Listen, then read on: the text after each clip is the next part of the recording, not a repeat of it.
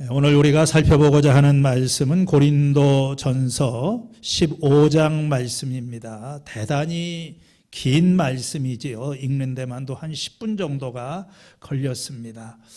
이미 우리가 두 차례나 이 말씀을 읽었고 또 이 내용이 상당히 장황하기 때문에 이것을 세세하게 다 말씀을 드릴 수는 없습니다.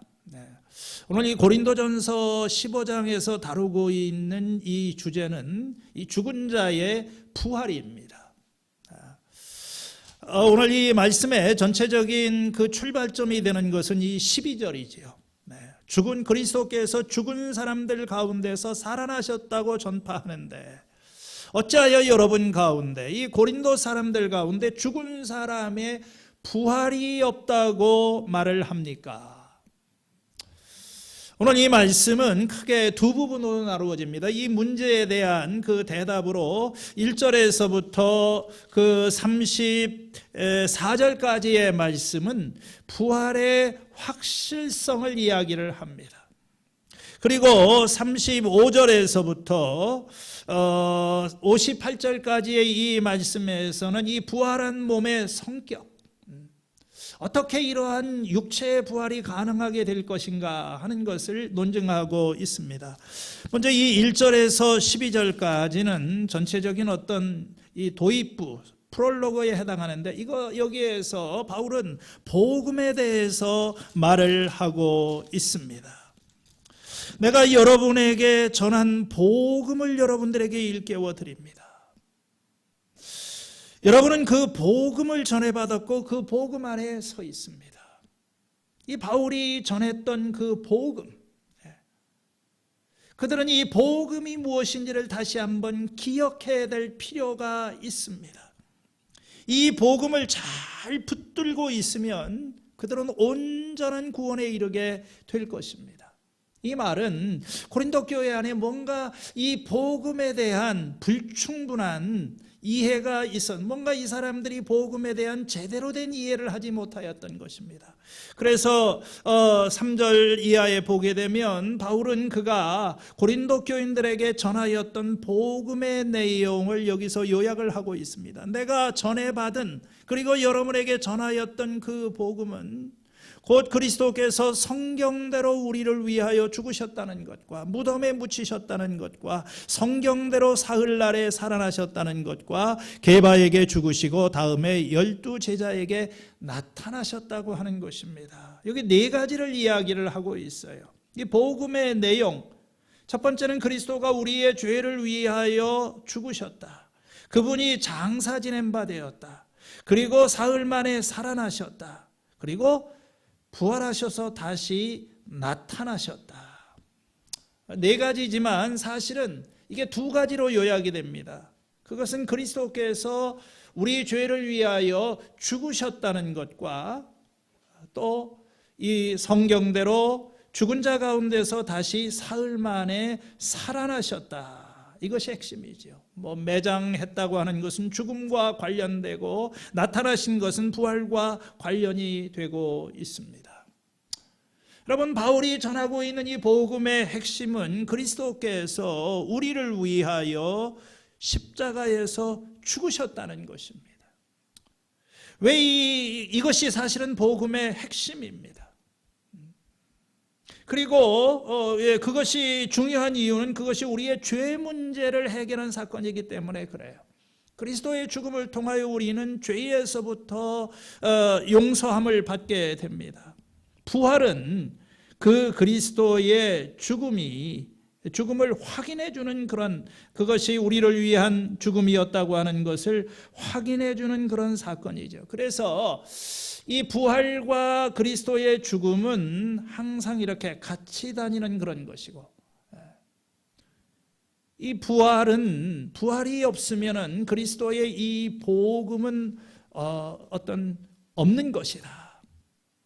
자, 이 부활하신 그리스도께서 부활하셨다고 하는 것을 많은 사람들이 목격했습니다. 그리스도가 나타나셨어요. 그분은 부활하신 다음에 부활하신 증거로 여기 보니까 게바 베드로에게 나타나시고 또 다른 제자들에게 나타나시고 그리고 500명의 사람들에게 한꺼번에 나타나시고 야고보, 여기서는 예수님의 동생 야고보죠. 야고보에게도 나타나시고 사도들에게, 수많은 사람들에게, 여기서 예수님이 나타나셨다고 하는 것은 직접 나타나서 현현 예수님 자신의 부활하신 모습을 보여주신 것입니다. 이 사람들이 다 부활의 증인들이지요. 그리고 8절에 가게 되면은 바울은 이 부활하신 주님께서 심지어는 자기 자신에게도 나타나셨다. 여러분, 이 바울은 이거 다메섹 도상에서 그는 정말 영광 중에 나타나시는 그 예수님을 직접 만나는 체험을 했습니다. 이건 굉장히 색다른 체험입니다. 다른 사람들은 예수님 살아계실 때 그걸 봤지만 바울은 예수님 제자가 아니었었지요. 그래서 바울은요, 여기 보니까 아직 다리 차지 못하여 난 자와 같은 나, 이게 다리 차지 못했다고 하는 것은 뭐 어떤 그 만삭이 되지만 문자적으로는 유산, 낙태를 의미하는 것인데, 어쨌든 이 자격이 없는 자기, 그래서 자기도 이 사도들 사이에 끼어들어서 예수님이 자기에게 직접 나타나셨고 그분을 보았다는 것입니다. 사실 바울은 그럴 만한 자격이 없는 사람이라고 말합니다. 나는 사도들 가운데 가장 작은 사람입니다. 교회를 핍박했기 때문에.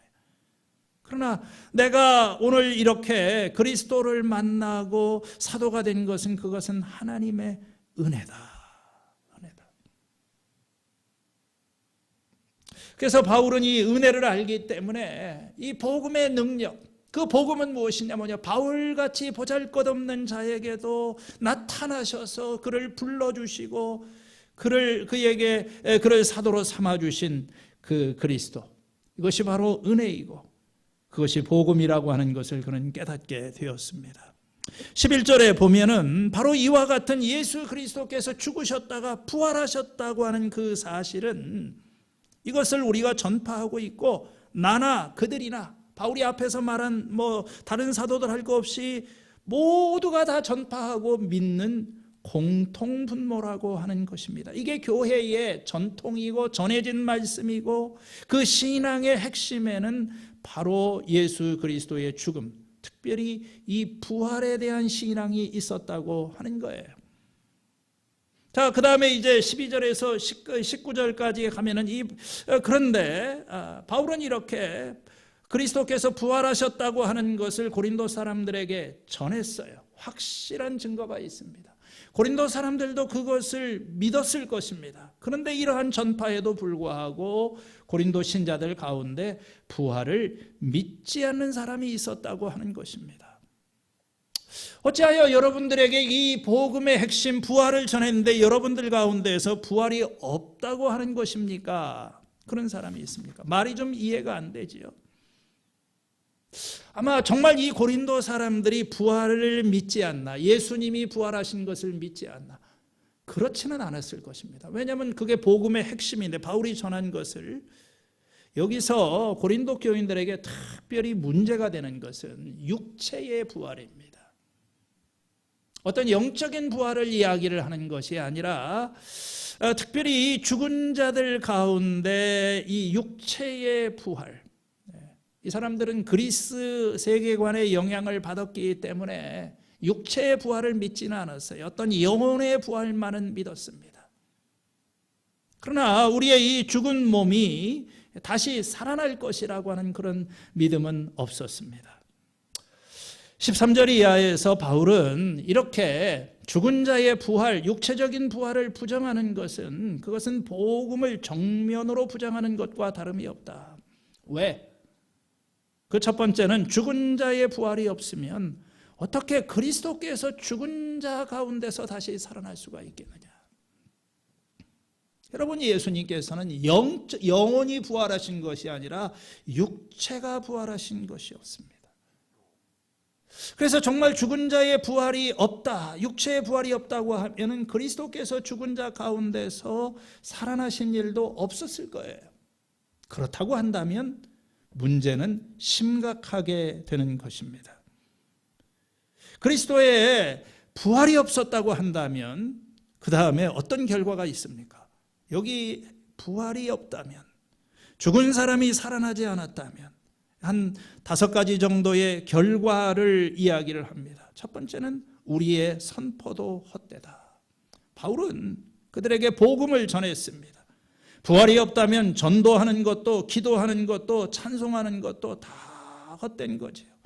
우리는 부활하신 그리스도를 전도하고, 부활하신 예수님에게 기도하고, 부활하신 예수님을 찬양하고, 부활하신 예수님을 가르치는데, 여러분,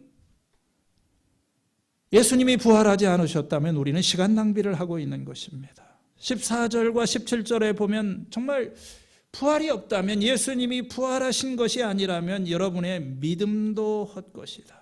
예수님이 인류의 죄를 위해서 돌아가셨고, 그 예수님을 믿을 때 우리의 죄가 용서함을 받는다 믿는 것도 다 착각에 지나지 않습니다.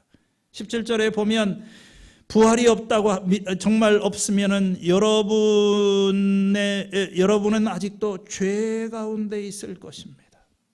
예수님이 부활하신, 죽으시고 부활하신 목적은 우리의 죄를 해결하기 위해서였는데, 만일 부활이 없다고 한다면 죄 문제가 해결이 안 될 거니까 우리는 여전히 죄 가운데 있을 거예요. 그리고 그 결론은 뭡니까? 그리스도 안에서 죽은 사람들, 예수 믿고 죽은 사람들 다 멸망했을 거예요. 왜냐하면 그들도 죽음에서 벗어나지 못할 것입니다. 19절에 보면 우리는 모든 사람 가운데 가장 불쌍한 사람이 될 것이다. 여러분, 그렇지 않겠습니까? 부활이 없다고 한다면 우리는 거대한 사기극에 말려들고 있는 거예요. 예수님의 부활이 기독교 신앙의 핵심인데, 부활이 사실이 아니라면 기독교 신앙은 거짓에 근거한 사상두각에 불과한 것이죠. 목회자들은 날마다 예수님이 부활하셨고 지금도 살아계시다고 말씀하시는데, 부활이 없다면 우리는 다 사기극에 놀아나고 있는 바보이고, 우리가 이런 신앙을 위해서 우리의 모든 것을 바치고 산다고 하는 것은 참으로 우리는 인생의 실패자라고 볼 수밖에 없는 거죠. 부활이 없다면. 그런데 이제 20절 이하에서 놀랍게도 지금 말한 것은 사실이 아니라는 거예요. 그러나 20절에 이제 그리스도께서는 죽은 사람들 가운데서 살아나셔서 잠든 사람들의 첫 열매가 되셨습니다. 안도의 한숨을 쉬는 것입니다. 그리스도께서는 살아나셨어요. 그리고 첫 열매가 되셨다. 여러분, 이 첫 열매라고 하는 것은 어떤 추수를 하게 될 때 처음으로 거두어들이는 거지요. 이 첫 열매가 있다고 하는 것은 뭡니까? 그 다음에 우리가 따라오게 되는 그 더 많은 수확이 있다고 하는 것을 알리는 거예요. 그리스도께서 죽은 자 가운데서 부활하셨다고 하는 것은 단순히 예수님 자신의 부활에 그치지 않습니다. 예수님의 부활은 첫 열매인 거예요. 그래서 잠자는 자들로부터의 부활의 첫 열매이신 그리스도를 따라서 그리스도 안에서 죽은 사람들도 장차 부활하게 될 것이다. 죽음은 한 사람으로 말미암아 세상에 들어왔어요. 아담의 죄로 인하여 모든 사람이 죽게 되었습니다. 그러나 한 사람 예수님으로 말미암아 이제는 모든 사람들이 다 살아나게 될 거예요. 여러분, 예수님의 부활과 우리의 부활은 서로 분리가 될 수 없습니다. 부활의 첫 열매이신 예수님은 이제 우리들에게 새로운 세계를 열어주시는 새 창조의 주인공이십니다. 24절에 보니까 예수님이 부활하시는 그때가 마지막 때이다. 그때에 그리스도께서 모든 통치와 권력을 패하시고 모든 원수들을 발 아래 두신다. 그 마지막에 멸망받을 원수는 죽음이라고 그랬습니다. 아담 이래로 모든 사람들은 죄와 죽음의 권세 아래 눌려서 살았습니다. 이 사탄의 통치 아래서 살 수밖에 없었습니다. 예수님의 부활은 무엇입니까? 이것은 새로운 창조예요. 죽음과 죄에 눌려있던 이 세상 가운데 그리스도께서 죽음을 깨치고 다시 일어나셔서 부활하셔서 우리들에게 새 생명을 주시고 새로운 길을 열어주셨어요. 원수를 정복하셨습니다. 이 마지막 원수인 죽음이 정복을 당한 것입니다. 그렇기 때문에 부활이 없다고 말을 하는 것은 기독교 신앙을 부정하는 거예요. 부활이 없다면 우리에게는 미래도 없고 새로운 삶도 없고 이 새로운 창조도 우리에게는 없는 것입니다. 29절 이하에서 바울은 다시 한번 죽은 자의 부활이 없다면 조금 더 어떤 현실과 관련해서 이야기를 하죠. 죽은 자의 부활이 없다면 죽은 사람을 위해서 침례를 받는 사람들은 무엇을 하려고 그런 일을 합니까? 이건 굉장히 어려운 귀절입니다. 도대체 죽은 자를 위해서 침례를 받는다는 것이 뭘까? 죽은 사람을 위해서도 침례를 받는가? 일부 교단에서는 이런 행습을 행하는 사람들이 있지만 이게 사실은 성경적이 아니죠.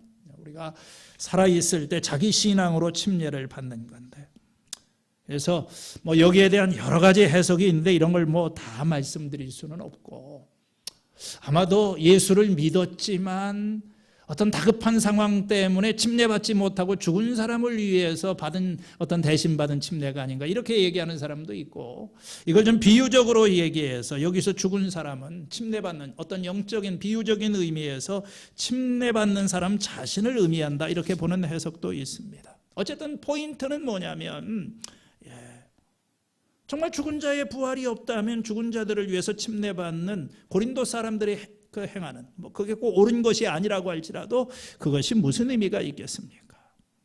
또 죽은 자의 부활이 없다고 한다면 우리가 뭐 때문에 이렇게 위험을 무릅쓰고 온갖 고생을 하는 것입니까? 31절에 보니까 바울은 나는 날마다 죽는다고 그랬어요. 날마다 죽는다고 그랬습니다. 바울의 삶은 죽음에 둘러싸여 있습니다. 날마다 순간마다 온갖 위험에 직면했어요. 강의 위험, 바다의 위험, 또 강도의 위험, 수많은 그런 위험들을 겪으면서 32절에 있는 대로 에베소에서 맹수와 싸웠다. 하나의 비유적인 표현인 것 같습니다. 자신을 죽이려고 하는 이 맹수 같은 그 수많은 대적들과 더불어서 씨름을 하면서 죽음의 위기를 그는 견디었어요. 부활이 없다고 한다면 왜 그가 그런 고난을 했었을까?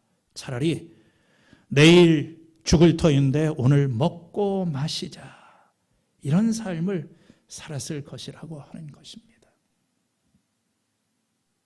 그래서 여러분, 이 부활은 확실한 것이다. 이 부활에 대한 확신을 가지고 바울은 그 고난을 감수하고 이 믿음을, 부활에 대한 믿음이 있었기 때문에 이 온갖 역경과 시련을 꿋꿋하게 이겨나갈 수 있었다고 하는 것입니다. 이것이 그리스도께서 죽은 자 가운데서 부활하셨고 또 그 예수를 믿는 사람들은 죽은 자 가운데서 부활한다 하는 이것이 기독교 신앙의 핵심이지요.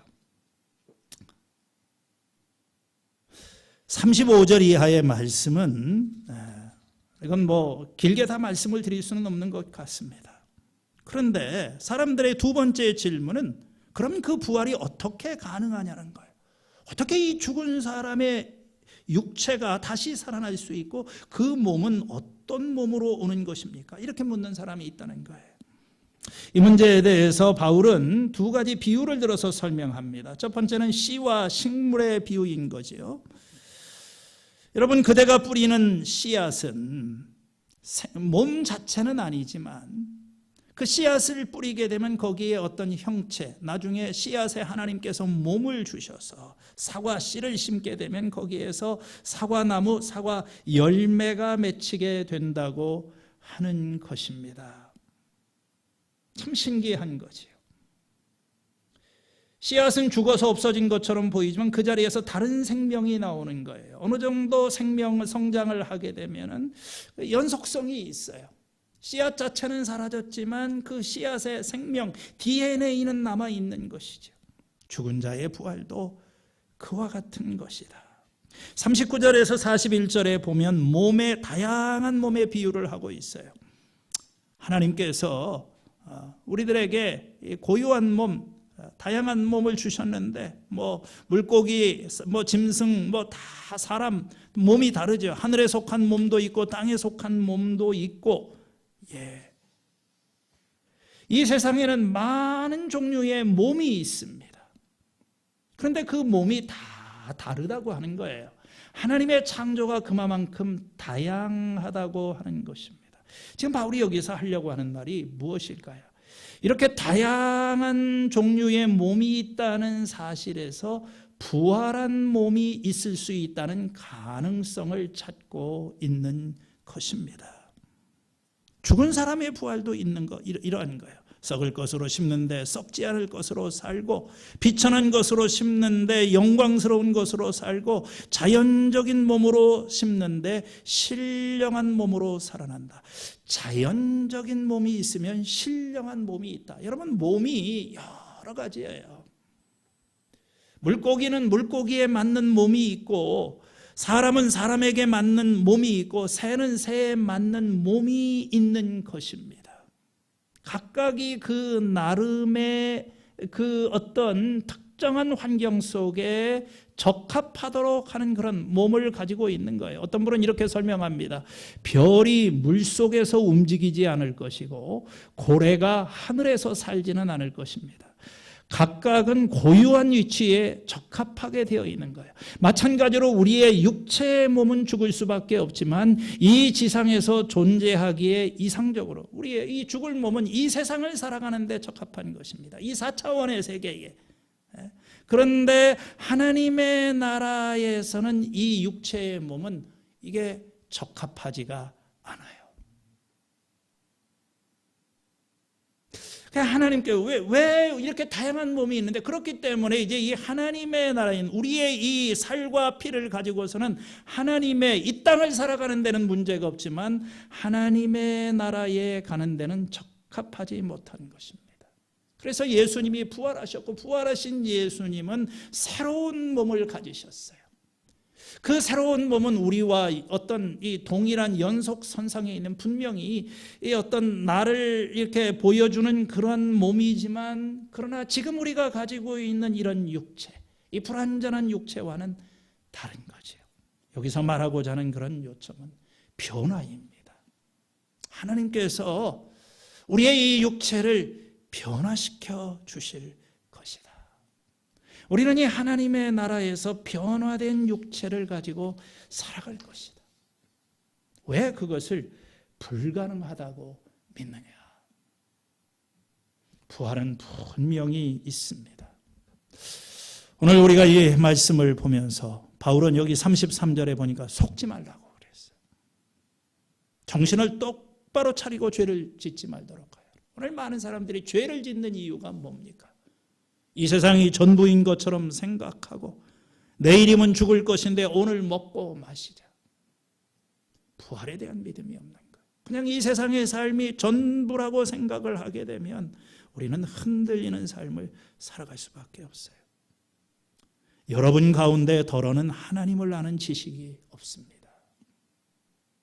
여러분, 이 참 부활, 우리가 생각하지 않고 살아가는 것. 오늘 많은 사람들이 이 땅의 삶이 전부이고, 눈에 보이는 것이 전부이고, 손으로 만져지는 이 육체가 전부이고, 우리에게 하나님께서 약속하신 죽음 이후의 삶이 있고 부활이 있고 새로운 나라가 있다고 하는 것을, 오늘 이 58절 마지막에 있는 대로 형제자매 여러분, 흔들리지 말고 이것을 붙들고 살아가십시오. 이 믿음을 가지고 있을 때 우리는 이 세상 속에서도 흔들림이 없는 하나님의 자녀로 굳건하게 살아가게 될 줄로 믿습니다. 오늘 이 말씀을 이렇게 기억하시고 오늘 주님 안에서 승리하시는 하루가 되시기를 바랍니다. 우리 잘 아시는 찬송, 오늘은 시간이 많이 지났기 때문에 주 하나님 독생자 예수 나를 위하여 오시었네 1절만 부르고 기도하겠습니다. 주 하나님 독생자 예수 날 위하여 오시었네. 내 모든 죄 당사하시고 죽음에서 부활하신 나의 구세주, 살아계신 주 나의 참된 소망, 걱정 근심 전혀 없네. 사랑의 주내 갈 길 인도하니 내 모든 삶의 기쁨 늘 충만하네. 영원한 삶도 없고 부활도 없고 새로운 삶도 없다고 생각하며 살아가는 사람들로 둘러싸여 있는 이 세상에서 저희들에게 부활의 소망과 부활이 주는 그런 기쁨과 부활하신 주님과 함께 동행하는 그런 은혜를 허락하여 주시옵소서. 예수님의 이름으로 기도하였습니다. 아멘.